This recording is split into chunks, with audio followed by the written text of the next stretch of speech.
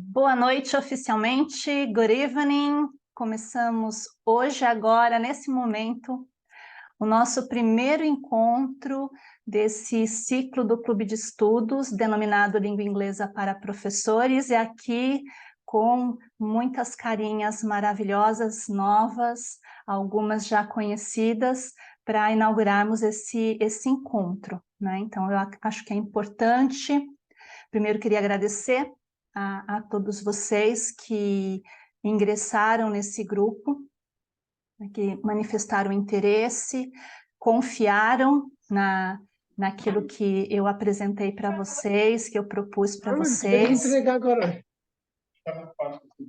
E agradeço mais uma vez, né? E espero que esses sejam encontros muito, muito produtivos, muito úteis para todos nós. A ideia não é, nesse momento, pelo menos, né? Eu tenho pretensões de montar algum tipo de curso dentro dessa temática, porque eu tenho percebido uma certa necessidade, né? Mas esses encontros não são aula, né? Não são um curso, né? A gente pode até chamar de aula, porque às vezes acaba sendo, né?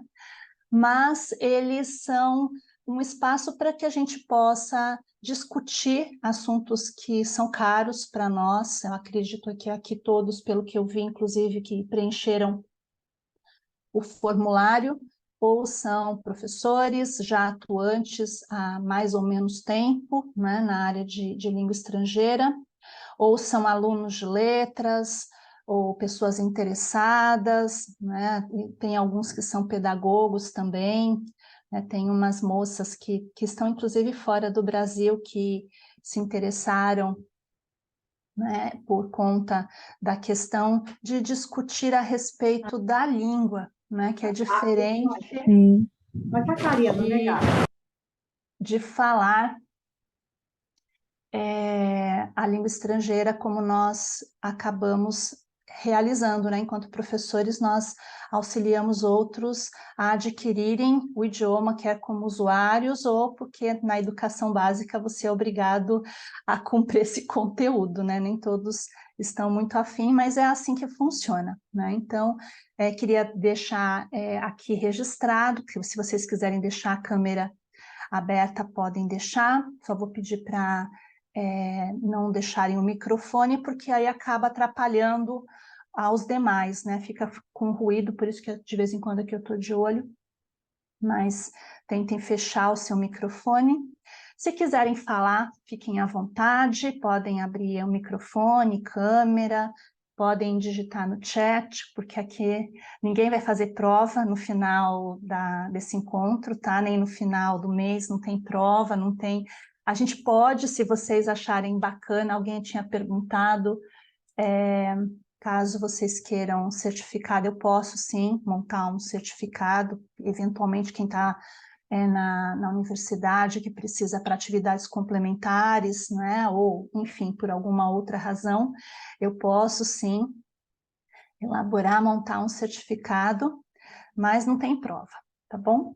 Só que o certificado é para quem participa ao vivo, não dá para emitir um certificado a partir de quem assiste gravações, porque eu não tenho como controlar isso, né? Então, para quem está ao vivo, a gente, a gente pode fazer certificados, tá? Então, está registrado isso. Me apresentando ultra brevemente, né? Meu nome é Sandra, Farol Educa. Farol Educa é um projeto que eu comecei a organizar o ano passado, meio que ainda sem uma definição muito clara do que eu queria, porque eu trabalhei durante mais de 15 anos na área de educação. Eu imito depois, tá bom, Thiago? Pode deixar que aí a gente, ao final dos nossos desses encontros, eu posso emitir certificados. Aí eu emito para todo mundo e quem não quiser, enfim, não imprime, tá? Eu faço um PDF, aí mando para vocês pelo e-mail que vocês cadastraram. E aí quem precisar, utiliza esse certificado para efeitos de comprovação para a instituição onde vocês estudam. Então, eu trabalhei durante um bom tempo em universidade, eu trabalhei em 2 universidades aqui em São Paulo, no curso de letras prioritariamente, né, e na maioria das vezes em língua inglesa, ao longo desse tempo.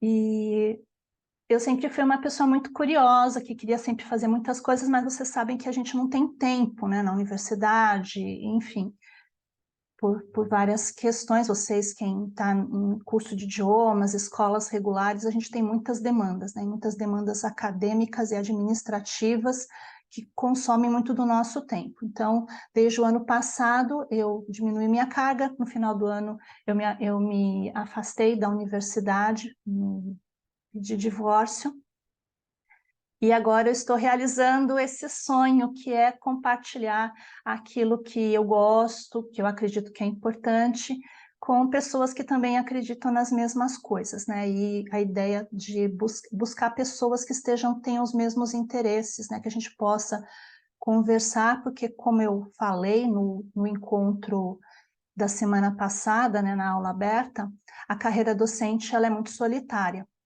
A gente tem pares, mas nem sempre consegue pares que veem as coisas, o mundo da educação como nós vemos, né? Então, por conta disso, eu já estou compartilhando aqui o que eu preparei para vocês, né? As meninas que me conhecem. Deixa eu só receber aqui que tinha alguém aqui querendo entrar. Só um minutinho, gente. Que aqui eu não recebi, eu perdi o botão. Pronto. As meninas que me conhecem sabem que eu gosto de montar slides, acho tão fofo, tão bonitinho.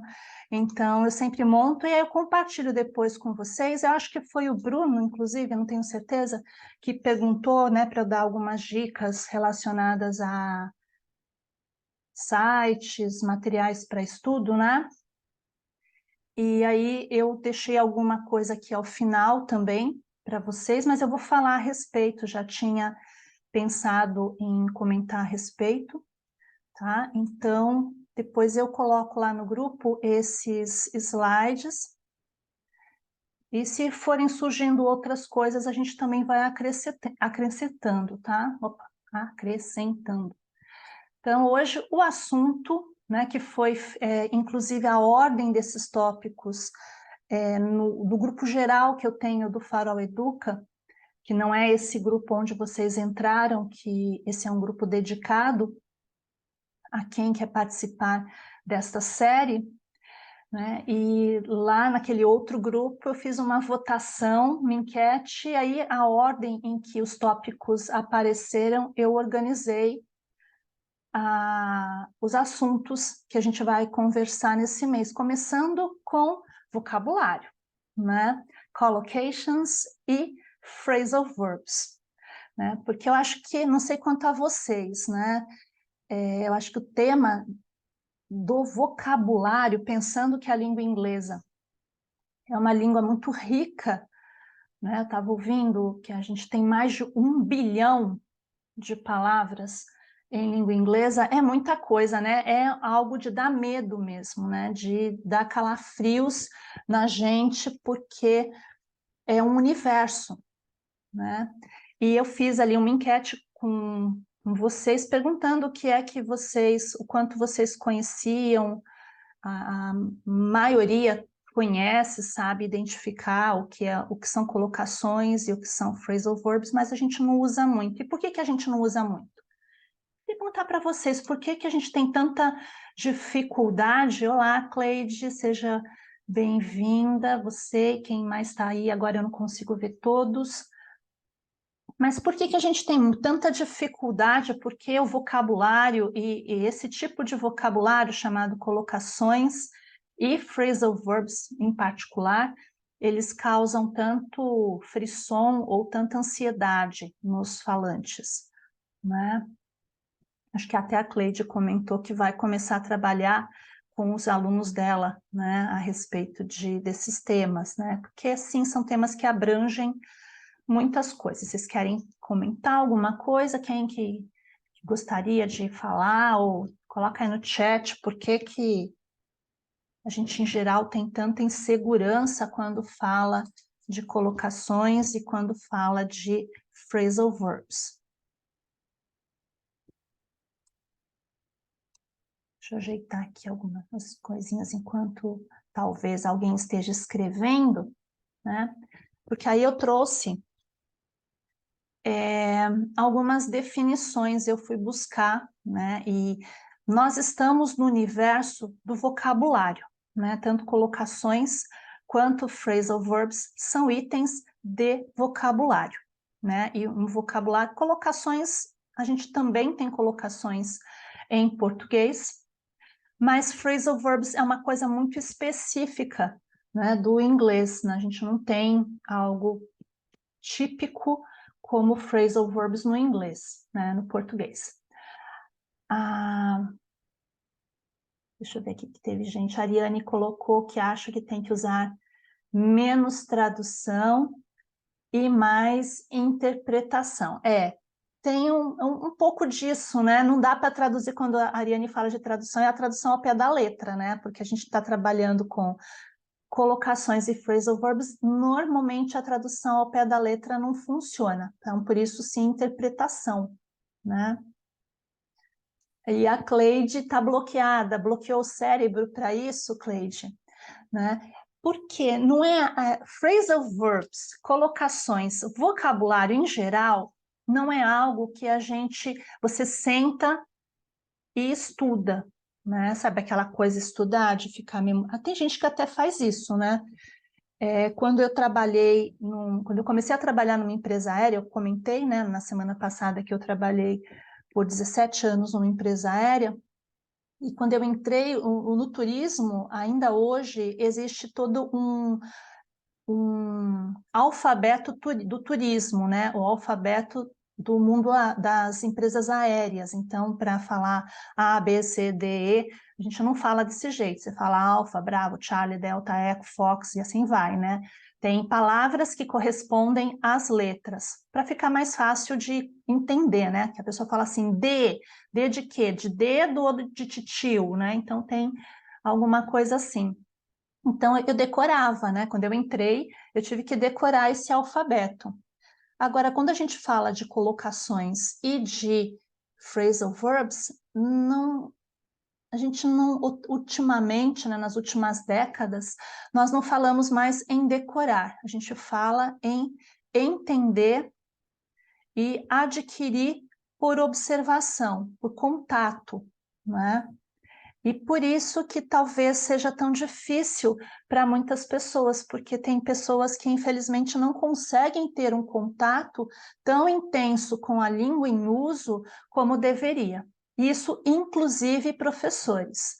E isso inclusive professores que têm uma formação bastante sólida, porque vocabulário a gente esquece se a gente não usa. E uma coisa que acontece muito regularmente com professores é que a gente ensina determinados níveis, e às vezes você sempre ensina os mesmos níveis, e você não tem contato regular com um vocabulário mais amplo, mais variado. Então, chega uma hora que, não sabe aquela, desculpem a palavra, mas a gente meio que emburrece. Você fala, nossa, eu não lembro mais essa palavra. Como que era mesmo? Ixi, como que era? Ah, eu aprendi, eu vi isso, li isso, ouvi isso, mas não lembro mais. Por quê? Os seus alunos vão sempre usando algumas expressões e você fica dentro daquele universo. E é assim que infelizmente, a nossa mente é limitada. Mas vamos lá. Né? E aí por isso que as colocações, os phrasal verbs, os idioms e outros aspectos lexicais, eles se tornam meio que monstros na nossa vida, né? Então eu já estou meio que indicando o que a gente vai falar hoje, né? Mas vamos lá. Eu trouxe algumas definições para vocês, porque, primeiro, colocações é um nome que eu acho muito feio traduzido, né? Colocações, parece que não faz muito sentido.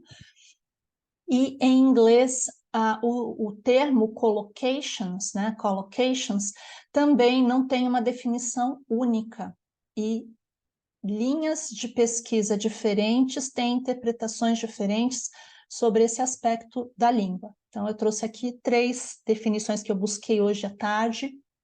Uma do Cambridge Dictionary, que vai dizer que it refers to how words go together or form fixed relationships, né? Ou seja, as colocações se referem a como as palavras se juntam, né, para formar relações fixas, né? Então, colocações são palavras que acontecem pelo menos em dupla, que uma puxa a outra, né? Então, você fala de uma palavra e você lembra de outras que combinam, que se colocam com aquela palavra. Vamos fazer um exercício bem rápido?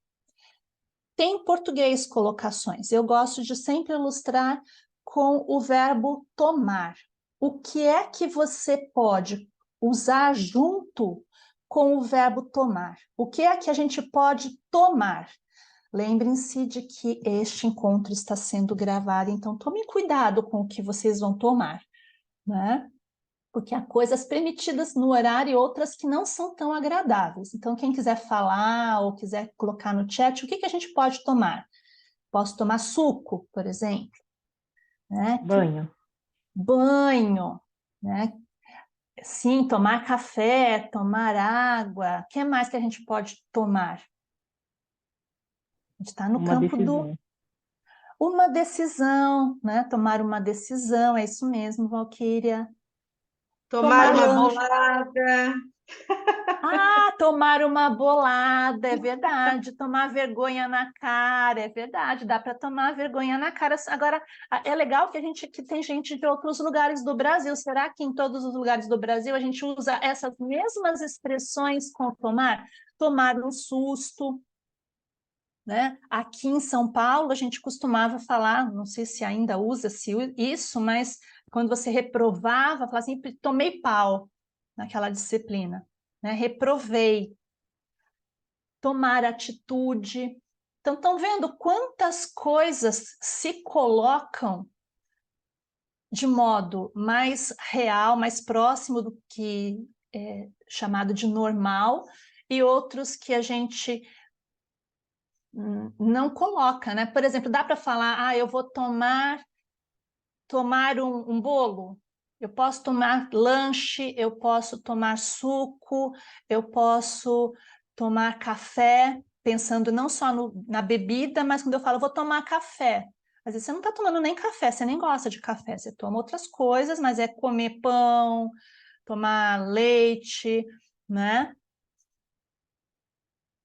Aí, olha lá, a Natália trouxe o tomar bolo, é outra coisa, né? É quando alguém falta o encontro, né? Então, você tomou um bolo, é verdade. Tem isso, tem essa também. Não serve para comida, né?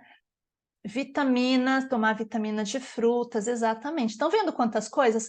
Pensem como seria difícil, como é difícil explicar toda essa variedade de usos do verbo tomar com uma série de palavras diferentes para um estrangeiro, por exemplo. Então, a gente fala que essas palavras que combinam com o verbo tomar, elas se colocam.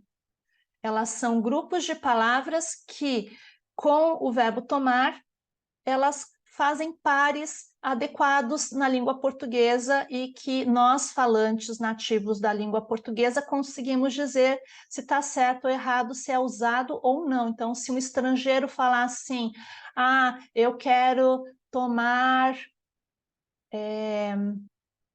um carro, você vai pegar o carro? Não, não, eu quero tomar, né? Não tem...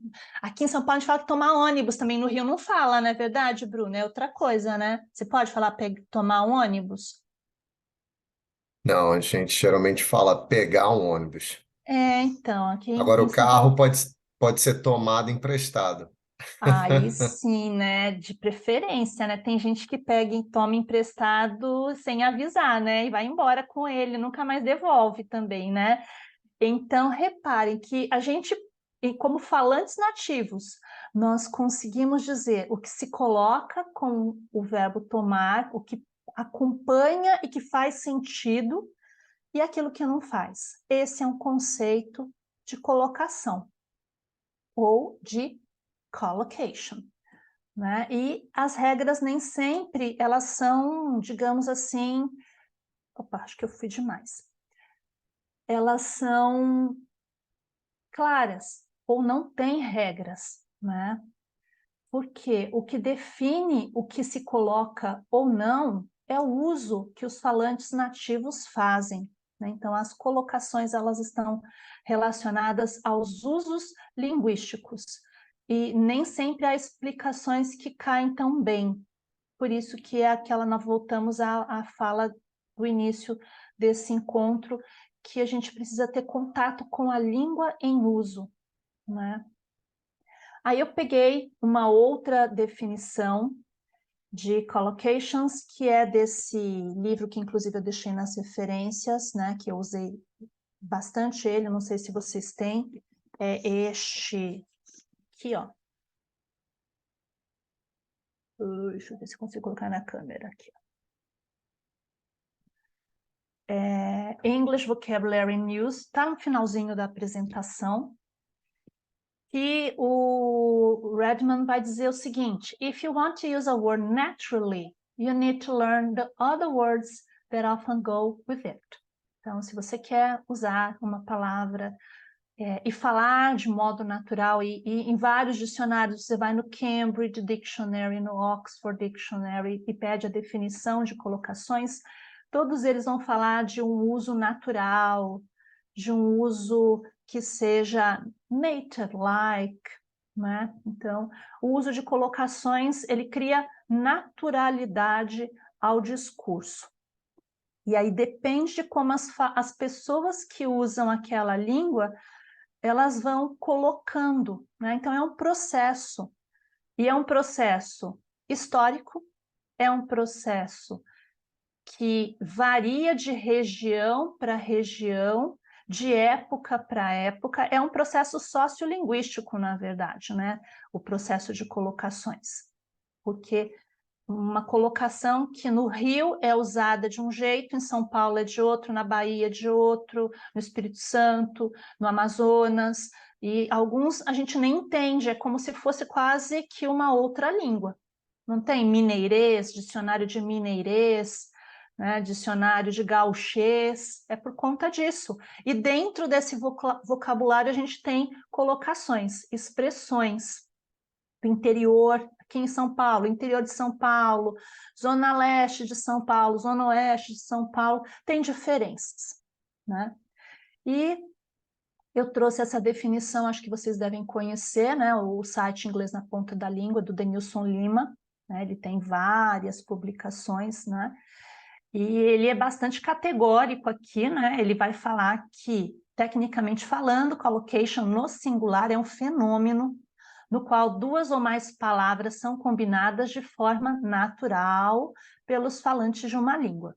Para vermos esse fenômeno acontecendo, temos de ter uma palavra-chave e então pensarmos em palavras que combinam naturalmente com ela. Esse naturalmente, isso daqui é capcioso, né? É bem tricky, porque o que é natural? Para mim pode ser natural uma coisa, para a Valquíria pode ser outra, para a Paula pode ser outra, para a Cleide pode ser outra, e assim por diante, né? Então, o natural é muito complexo, né? Ele, inclusive, vai dizer... Sim, Valquíria pode falar. Eu acho que se torna ainda mais complexo quando a gente não é, né, falante nativo daquela língua, porque aí você tem o raciocínio da nossa língua mãe, e aí você fala, isso aqui está fazendo todo sentido, está super claro, mas aí o nativo fala, não, isso não faz o menor sentido.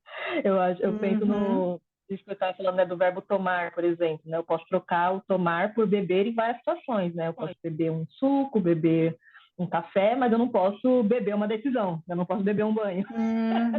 Exatamente. Então, não é É natural. isso mesmo. Então, esse conceito de natural é natural para os falantes nativos daquele idioma.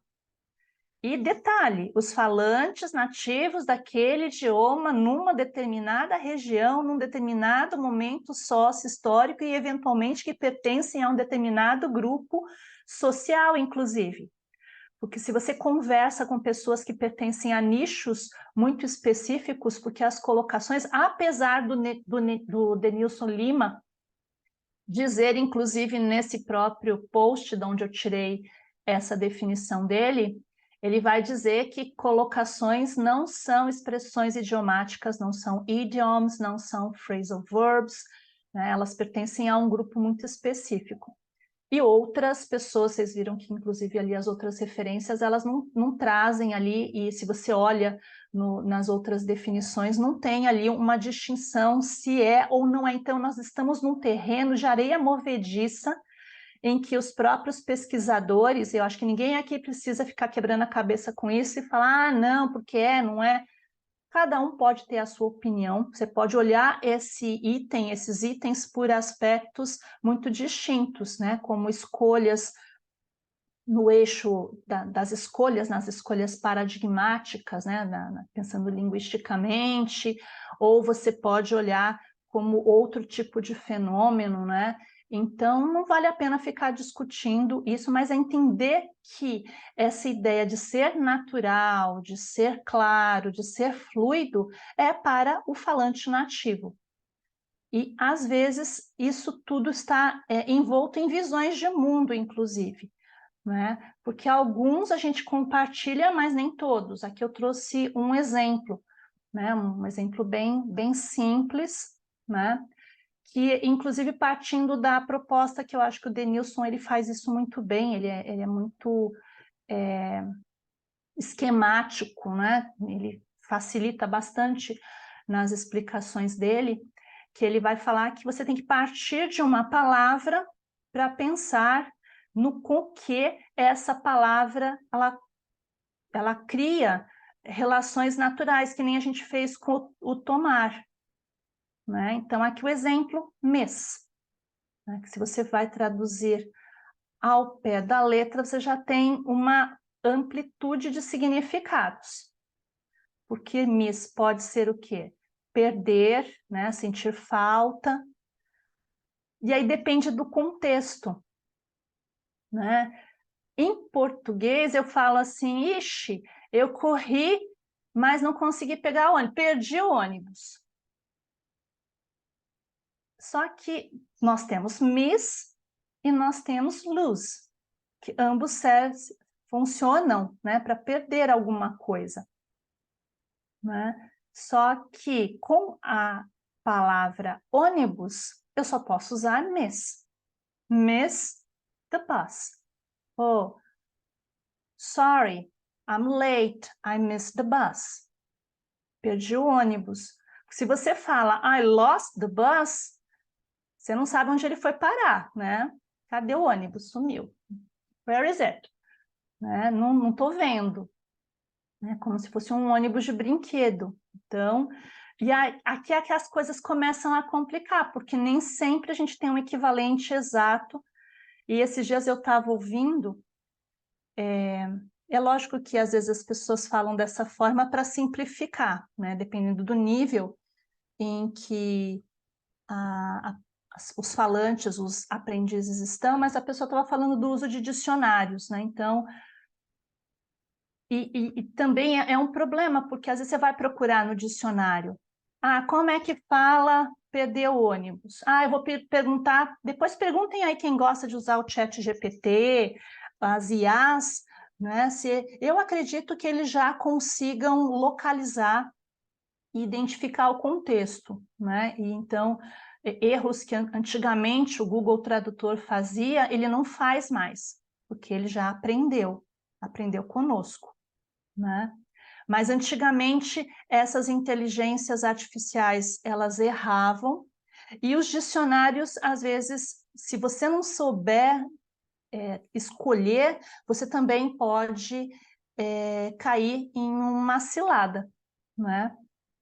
Então, a ideia de colocação é essa, palavras que, por razões nem sempre claras para os não nativos, essas palavras se colocam como miss the bus, miss a person, miss a lesson. Então, eu não tive na aula, perdi a lição. Oh, you missed the lesson.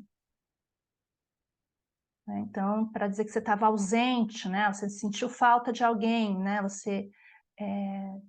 Oh, I miss you, I miss my family.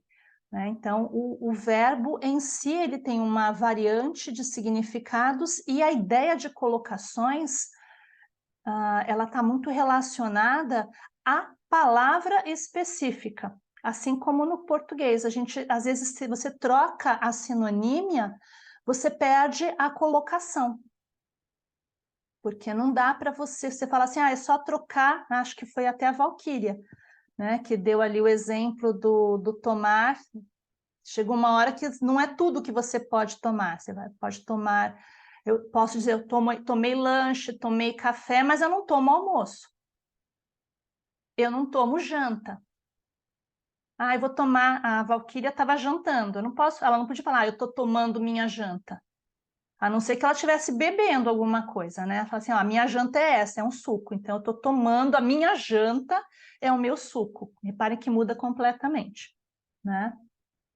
E aí, eu peguei aqui algumas coisas da internet, então, muitas, né? Porque as colocações, elas se formam em relação a tudo. Você pode combinar verbo com outras palavras, o verbo com outro verbo, você pode combinar adjetivos com preposições, substantivos com adjetivos, substantivos com substantivos, ou seja, o universo das colocações é gigantesco. E daqui a pouco eu vou mostrar para vocês umas coisas bem legais para a gente poder entender, né, descobrir, eu acho que talvez aqui vocês até saibam, de alguns recursos. Eu escolhi trabalhar com o recurso das concordâncias, que eu acho que são ferramentas muito atuais. Não sei quantos de vocês conhecem os concordanciadores, então a gente vai falar mais para frente um pouquinho relacionado a isso, tudo bem?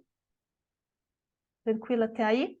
E aí, falando do que são os phrasal verbs, não é? Então, collocations são palavras que se aproximam e acontecem juntas e, eventualmente, por razões que nós não conseguimos explicar, só os nativos. E os phrasal verbs? Né? Os phrasal verbs trouxe duas definições junto com alguns exemplos. Aqui, novamente, do Cambridge Dictionary, dizendo que a phrase that consists of a verb with a preposition or adverb or both, the meaning of which is different from the meaning of its separate parts. Aqui também não existe consistência nas definições. Alguns lugares, como alguns dicionários, vão definir que um phrasal verb, ele só é chamado de phrasal verb quando o verbo, junto com o advérbio, ou com a preposição, ou com ambos, ele criar um significado diferente. Em outros lugares, em outros estudos, gramáticas, assim por diante, essa questão do criar um significado diferente não é uma regra, tá? Mas o fato é que para ser um phrasal verb, um verbo frasal, a gente vai ter que ter uma base verbal, vai ter que ter uma preposição, ou um advérbio, ou ambos, né? Compondo o que se chama depois de phrasal verb. E, na maioria das vezes, esses elementos que se juntam, eles transformam o significado que eles teriam individualmente. É essa a ideia, né, geral, e que causa mais dificuldade para os falantes não nativos da língua inglesa, né? Porque antigamente diziam que phrasal verbs eram aspectos quase como gírias, né? Só eram usados em conversas mais coloquiais ou em textos mais informais. Hoje em dia a gente vê phrasal verbs em artigos acadêmicos, em dissertações, em teses, em textos mais sofisticados, porque alguns deles são muito sofisticados, inclusive, né? Então esse conceito de phrasal verb como informal sempre não é completamente verdade. Aqui eu trouxe como exemplo, ainda por cima de tudo, muitos phrasal verbs têm mais de um significado. Eu trouxe só 2 significados de take off. It was so hot, I had to take off my jacket. Inclusive, eu acho que eu peguei desse livro que eu estava mostrando para vocês, essa frase aqui. Essas 2. Eu estava tão quente que eu tive que tirar meu casaco, né? Então, take off, se a gente for pensar... E aqui é interessante, né? Porque no Cambridge Dictionary, eles dizem que para que seja considerado phrasal verb, a gente não consegue resgatar o significado original de cada uma das partes, né? A base verbal e, nesse caso, a preposição, né? Mas aqui, se a gente for pensar, analisar take, né? Pode ser pegar e pode ser levar, né? O take, pegar, separando, né? O off tem uma ideia de separado, né? De desconectado, né? Tirar do corpo, né? Então, meio que forçando dá para você chegar a essa compreensão. Agora, e no segundo exemplo, I'm always nervous when the plane takes off, né? Sempre fico nervoso quando o avião decola.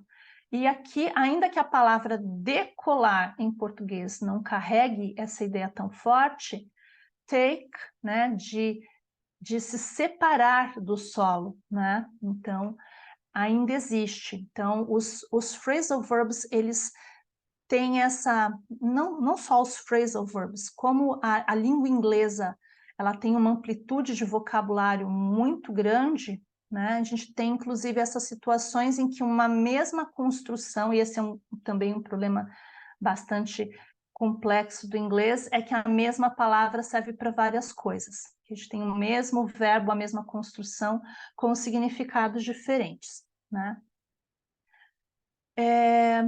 Uma outra definição, novamente aqui do English Vocabulary News, eles vão dizer simplesmente que um phrasal verb é a combinação de verbo, advérbio ou preposição e, ocasionalmente, verbo, advérbio e preposição, né? A ideia de ter as 2...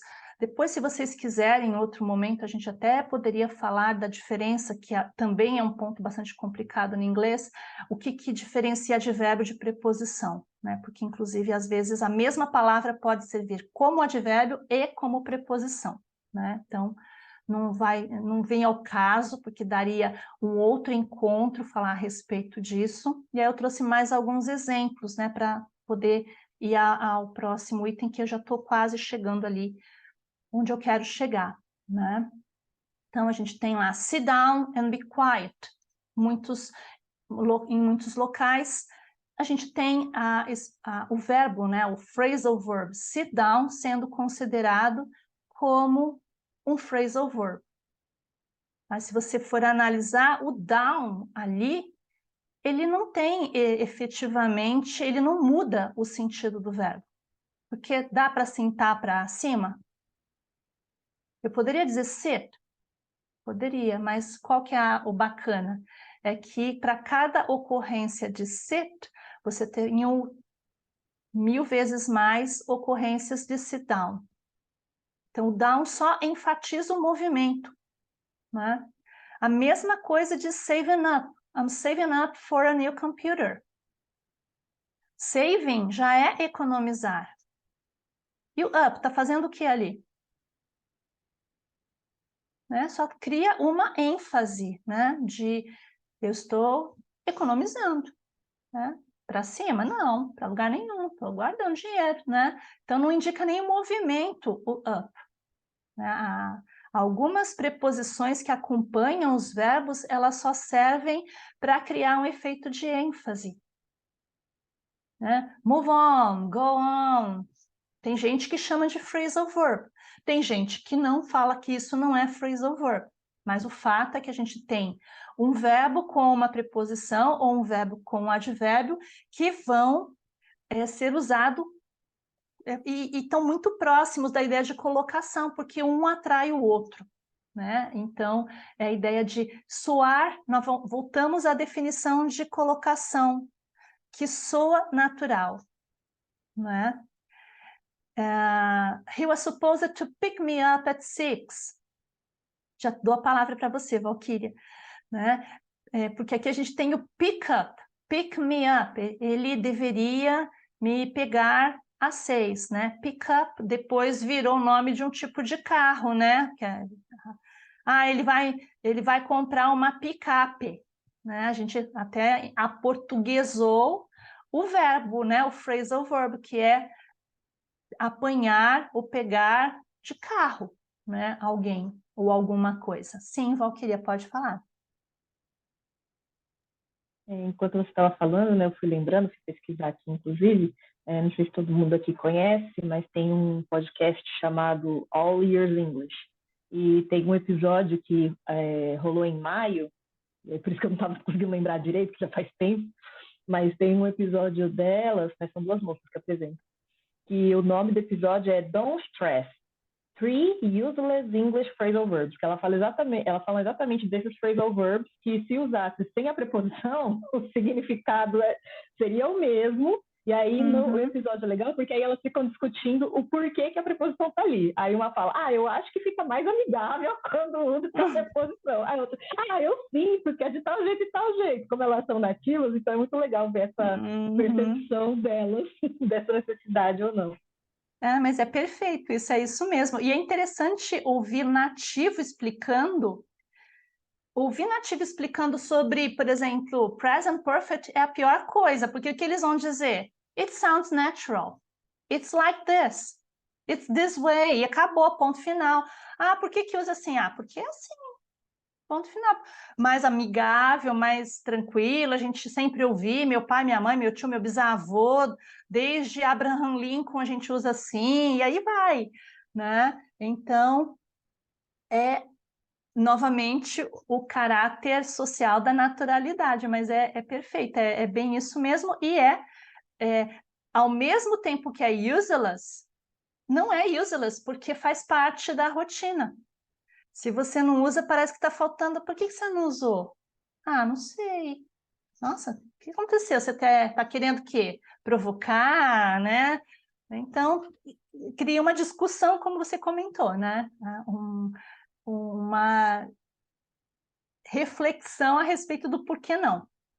Né? Agora, outros, como, por exemplo, esse último exemplo, she doesn't get on with her parents, que eu costumava chamar com os meus alunos dos bad guys, né? Os phrasal verbs difíceis de entender, porque realmente aqui, se a gente separa em item por item, você não chega a um significado, né? She doesn't get on with, ela não se dá bem com os pais dela, né? Ela não se relaciona bem. Então, aqui a gente tem um exemplo de phrasal verbs que são os considerados por todos realmente phrasal verbs, que só existe o significado quando o verbo está junto com a preposição, ou com o advérbio, ou com ambos. E aí nós temos um significado novo que surge a partir desses itens. Aí só para comentar com vocês, né, que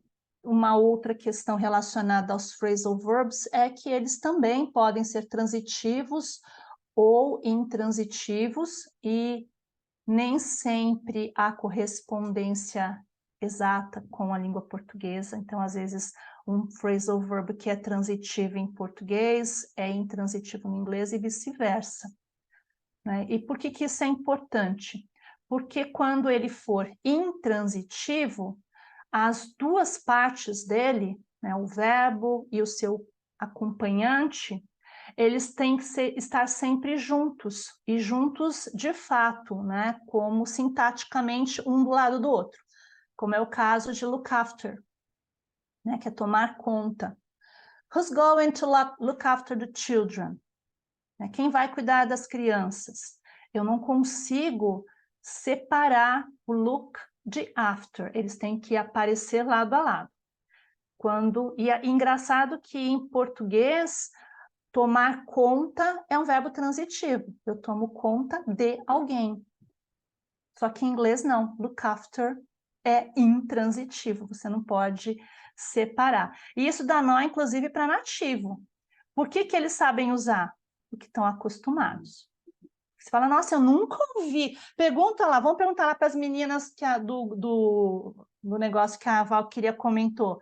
E aí, meninas, por que que look after não separa? Tá? Sounds natural. It's like this. E ponto final. Não vou falar que é verbo transitivo. Todo brasileiro sabe o que é verbo transitivo e intransitivo? Não. A gente fala assim, é assim que usa. Né? Então, não vão separar o look after. Agora, se o verbo for, o phrasal verb for transitivo, a gente tem opções. Né? O exemplo do verbo colocar, que é o put on. Put on your shoes. Calçar, pôr, vestir, né? Depende do que você vai colocar. Eu posso separar, olha lá, put your shoes on. Você tem que ficar caçando onde está o resto desse phrasal verb, né? Porque não está, você coloca o objeto sintático entre o verbo, depois do verbo e do seu acompanhante, né? Então tem duas possibilidades, eu posso dizer put on your shoes or put your shoes on. Agora, se no lugar do substantivo eu usar pronome, aí é obrigatório estar entre, né? O pronome vai ficar entre o verbo e o seu, sua preposição ou seu advérbio, né? Put them on. E aí não dá para dizer put on them. Isso é louco, né? Isso tem no espanhol também, né? No espanhol não tem um negócio assim, tráemelo, né? Traz para mim aquilo, né? Então, quando a gente tem o pronome é como se fosse uma mesóclise, né? É parecido com uma mesóclise, só que em palavras todas separadas, né? Então, tem essa questão de transitividade também que pode impactar, e é lógico, quando a gente está aprendendo como funciona esse universo dos phrasal verbs, isso é um fator de dificuldade a mais. Fala, caramba, né? Eu tenho que saber o significado, eu tenho que saber se é transitivo ou intransitivo, e depois ainda tem que ficar lembrando se coloca no meio, se o que que eu faço, né? É uma coisa louca, né? Mas eu sei que não é para isso que vocês só estão aqui, né? Vocês querem saber de outras coisas. E aí eu queria falar de umas ferramentas úteis, como que a gente o que a gente pode fazer para resolver as nossas dúvidas, né? Acho que a internet é o grande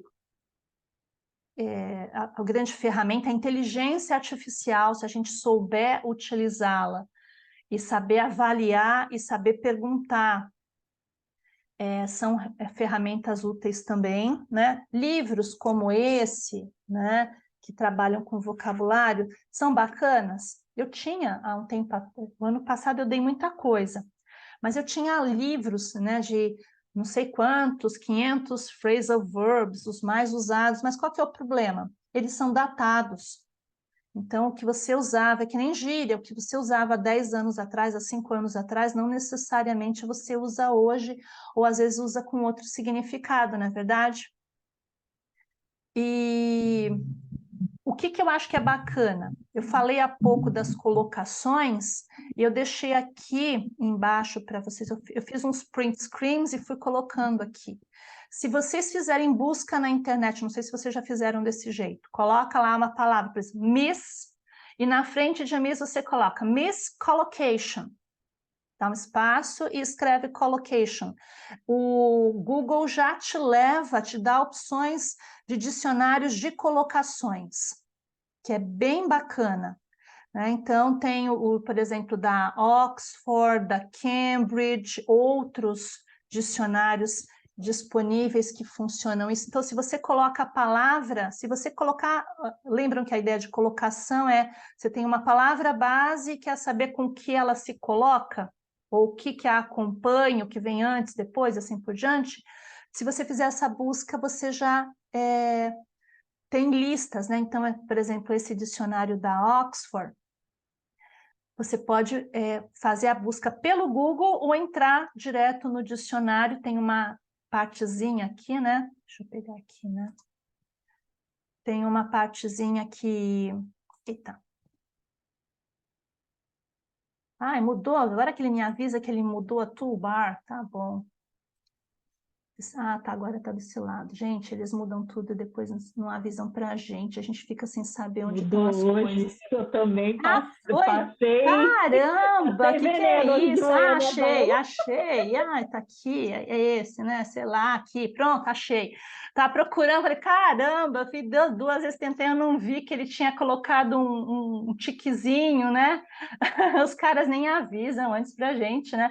Então, se você coloca aqui, né, por exemplo, o work, ele vai trazer, né, o Oxford, o Cambridge faz de um jeito, um layout diferente, eu acho que o layout da Cambridge é mais bonitinho, né, porque ele vai montando, inclusive dando exemplos, né, das palavras que podem acompanhar aquela que você colocou como referência, né, e eventualmente com exemplos, eu acho que isso ajuda bastante para você decidir se o que você está escrevendo, eventualmente, né? Isso é muito bacana para tradutores, para professores que às vezes estão procurando algum exemplo, né? Para saber se você está usando alguma coisa que de fato é útil ou não. E uma outra ferramenta que aí eu acho que vale tanto para collocations quanto para phrasal verbs e para outras coisas mais são os concordanciadores, né? Eu coloquei aqui, eu uso muito esse que é o Corpus of Contemporary American English, né? Não sei se vocês já usaram, que é carinhosamente apelidado de CUCA, né? Porque o que é um concordanciador? Um concordanciador não é um dicionário, ele não te dá o significado. A função de um concordanciador é te mostrar situações e frequências de uso. E aí você é que analisa os dados que ele te traz, tá? Então, se você entrar, por exemplo, nesse concordanciador do inglês americano, você coloca você faz um cadastro, para entrar lá você faz um cadastro bem simples, aí vai no search, coloca a palavra ou as palavras que você quer fazer uma pesquisa, então, por exemplo, eu quero saber se eu falo, por exemplo, I dream with you, dream with, or dream about, ou dream of, por exemplo. Você está na dúvida, qual que é a preposição que você vai usar junto com o verbo dream? Coloca aqui e ele vai te trazer situações de uso. E aí você analisa quantidade, né, qual o contexto, é muito bacana isso.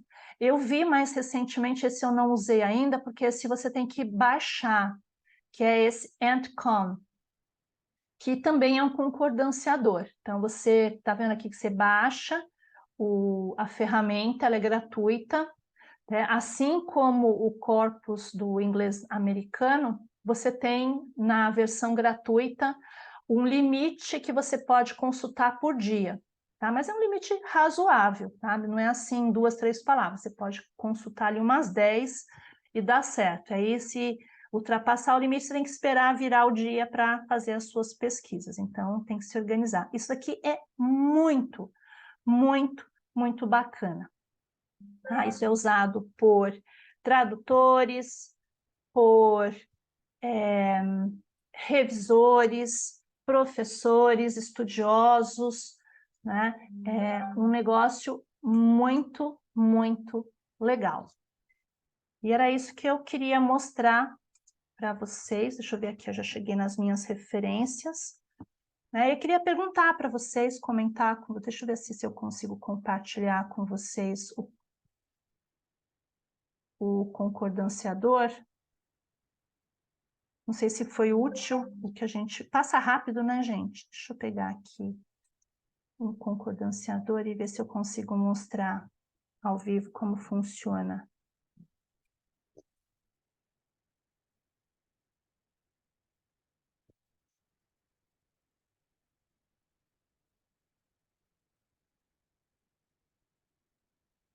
Deixa eu compartilhar aqui a tela com vocês de novo.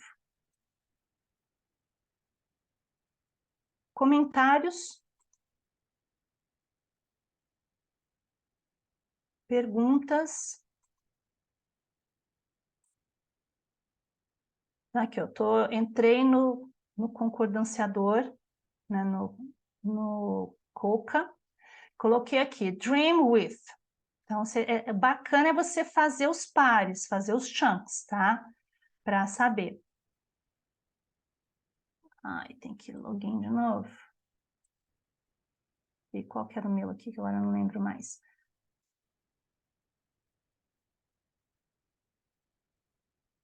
Que eu acho que essa é a de sempre. Pronto.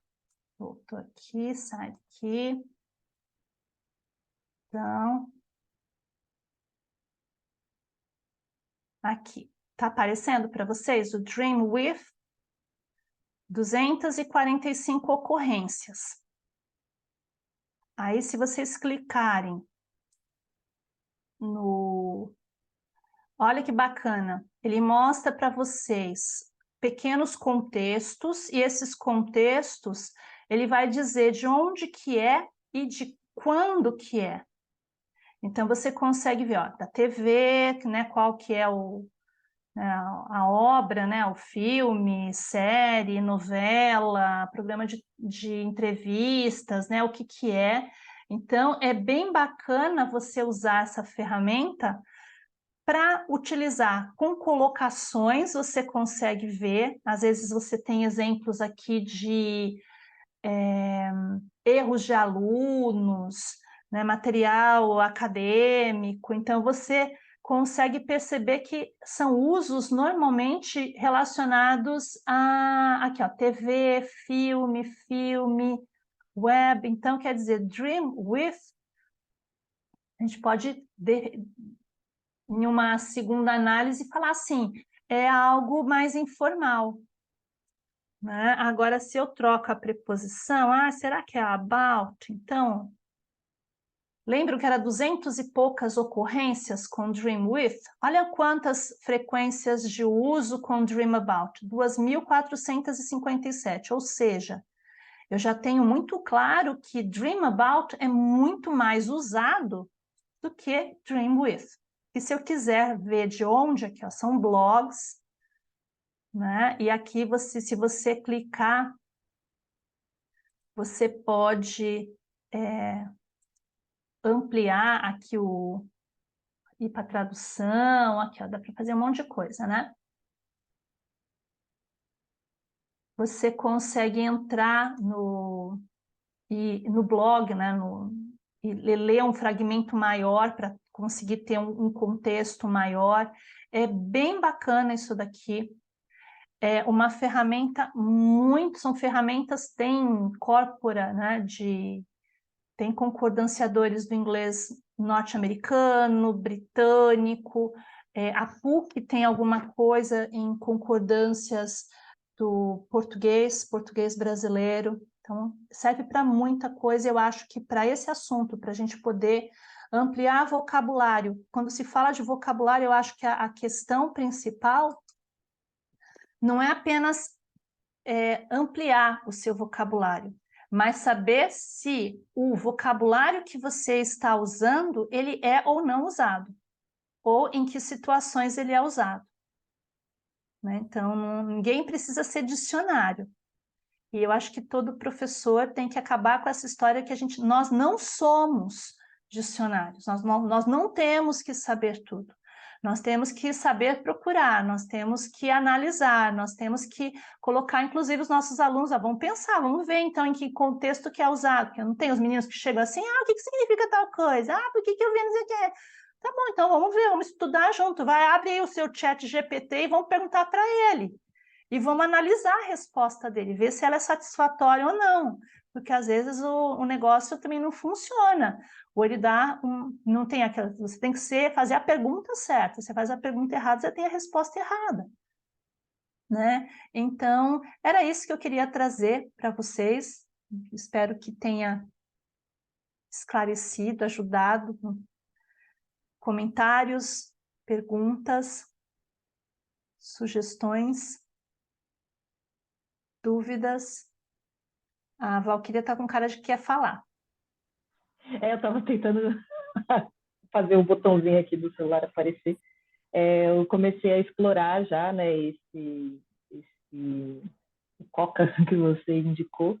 E eu achei muito legal, principalmente porque dá para uma coisa que eu vi aqui, né?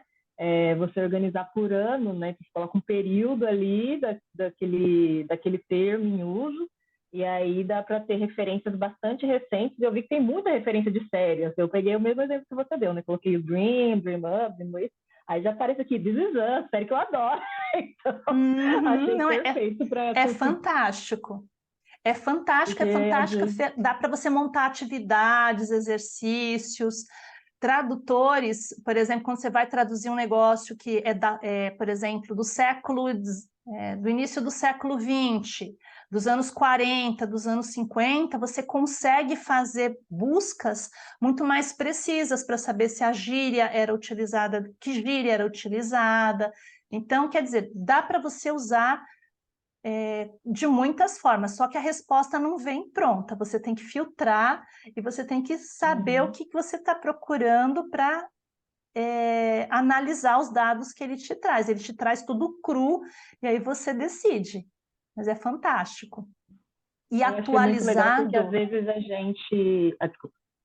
pode falar, não, claro, pode falar. Não, que às vezes a gente, por exemplo, vai ensinar uma palavra nova que apareceu no material, um negócio assim. E aí o único exemplo que você tem é o que está no material ou o que está no dicionário. Então, tipo, achei essa possibilidade de encontrar com facilidade um contexto, né?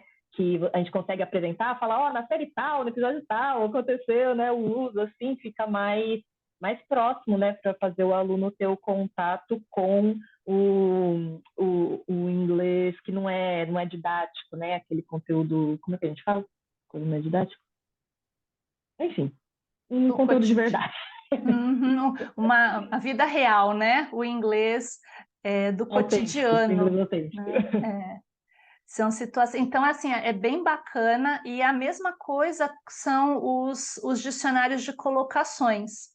Então, a gente não precisa pagar, lógico, você fala, eu quero, porque eu vou fazer uma pesquisa super complexa, então você pode fazer isso, mas eu acho que esses recursos gratuitos, você sabendo utilizar, você tem acesso e eles são muito legais. Eu vi agora que o Bruno é dos dicionários, né? Então, é lindo isso, né? Fantástico. Mas qual que é o problema? Chega uma hora e você fala assim, é que nem carro, não é que nem computador. Você acabou de comprar, já lançaram mais 10 modelos mais recentes. O seu acabou de sair da caixa, ele perdeu valor. Eu acho Então você ótimo. não consegue acompanhar a evolução da língua. Não dá tempo, não dá. Os Não dá tempo. dicionários físicos, eu acho que é muito, eu gosto também, eu uso esses materiais, eu tenho os meus dicionários ali físicos, mas hoje em dia a gente acaba usando os recursos da web, sempre de boas fontes, né? Então, o Coca é um material confiável, né? Então, você tem que tomar cuidado, porque também tem muito achismo na internet, né? Qualquer um vai lá, qualquer um pode falar qualquer coisa e, eventualmente, ele tem lá 30 mil seguidores, porque ele sabe se vender. Então, a gente tem que saber avaliar. Eu acho que é bacana e a minha dica são os recursos digitais e os recursos que são atualizados completamente, como esses concordanciadores, porque eles são buscadores que estão ali sempre atualizados e tudo que entra na web, eles fazem rapidamente a triagem desses materiais. Dá para trabalhar de muitas formas diferentes, e aí com idioms, com tudo. Dá para você testar tudo e ver o que ele responde, aí coloca lá nas inteligências artificiais, pergunta para eles também o que eles acham, se eles têm alguma outra sugestão, mas no final das contas nós temos que decidir e avaliar. A resposta final tem que ser a gente. Então, baixa ansiedade, ninguém tem que saber tudo. Nem os nativos sabem. Ninguém sabe. Não é verdade? Gente, é isso por hoje. Passa rápido, né? Tiverem outras sugestões, quiserem colocar no grupo, né? Eu acho que a Valquíria falou, né, de uma ferramenta, então compartilhem, porque a ideia é essa, e a gente vai construindo colaborativamente, tá bom? Era isso, já deu, that's it, obrigada. Bom descanso para vocês, espero revê-los na próxima semana, daqui mais ou menos 24, 48 horas a gravação está disponível, tá bom? Boa noite, bom descanso. See ya!